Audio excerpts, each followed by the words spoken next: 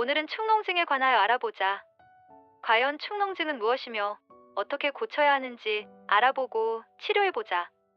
조선일보의 신은지 기자의 기사를 인용해 영상을 만들어 보았다. 축농증이란 이름으로 더 익숙한 부비동염은 재발이 잦다. 만성화돼 치료가 어려운 경우도 흔하다. 약을 먹어도 증상이 좋아지지 않고 수술을 해도 만족스럽지 못하다면 최신 축농증 치료법을 알아보자. 코막힘, 누런 콧물 재채기, 동반 비염과 달라 축농증은 남녀노소 누구에게나 발생할 수 있는 흔한 질환으로 비염을 동반하는 경우가 많다. 코감기나 비염과 증상도 비슷하다. 그러나 축농증의 특징은 따로 있다. 부비동염은 코막힘, 누런 콧물, 목 뒤로 콧물이 넘어가는 후비루 증상이 특징적이다. 콧물 재채기와 가려움을 동반하는 비염과 차이를 보인다. 코막힘이 심해 늘 머리가 무겁고 두통을 느끼기도 한다. 묵직한 압박감에 의한 얼굴 통증도 발생한다.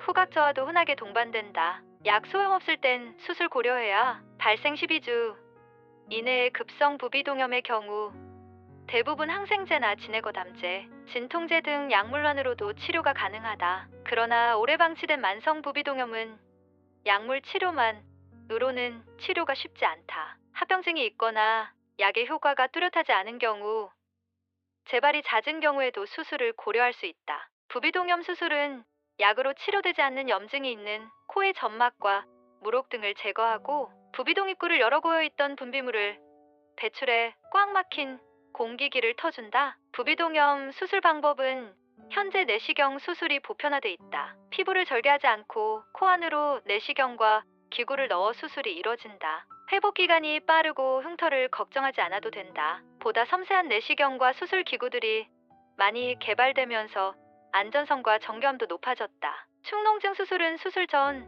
후 주의사항을 잘 지켜야 수술 결과도 좋다. 경희대병원 이비인후과 민진영 교수는 코 점막은 혈관이 많이 분포해 수술 시 출혈이 있을 수밖에 없기 때문에 수술 전에는 감기 등 호흡기 감염에 주의하고 음주나 흡연을 피해야 한다고 말했다. 이어 혈액을 묽게 하는 약제나 건강 보조제 등도 복용하지 않는 것이 출혈 정도를 낮추는 데 도움이 된다고 밝혔다. 민 교수는 수술을 하고 나서는 식염수를 이용한 코 세척은 각종 분비물을 제거해 주어 수술 회복은 물론 재발 방지에도 도움이 된다고 말했다. 수술도 소용없다면 생물학적 제재 치료, 수술을 하고 난 다음에도 후각 개선 등의 효과를 체감하지 못한다면 생물학적 제재 사용을 고려해 볼 수 있다. 기존의 아토피 피부염, 천식 등 다른 염증성 질환 환자들에게 쓰였던 생물학 제재가 2021년 초 부비동염 치료에도 적용할 수 있도록 허가됐다. 민진영 교수는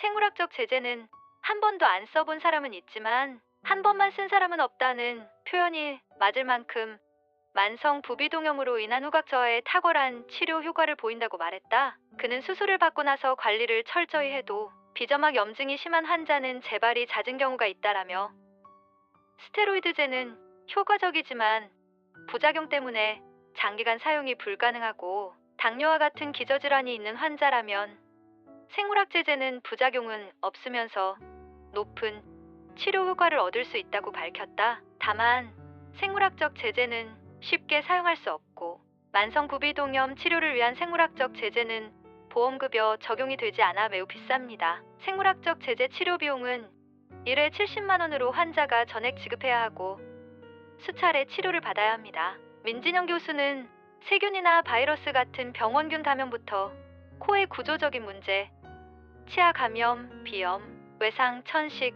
면역 결핍 등 복합적인 요인이 부비동염을 발생, 악화시킨다고 말합니다. 이어 그는 코 안에 발생하는 림프종 등 악성 종양의 경우도 초기에는 비부비동염 증상과 감별이 어려운 경우가 많기 때문에 일상생활에 불편감을 주는 증상이 있다면 이비인후과 전문의를 통한 진단과 치료를 미루지 말아달라고 밝혔다.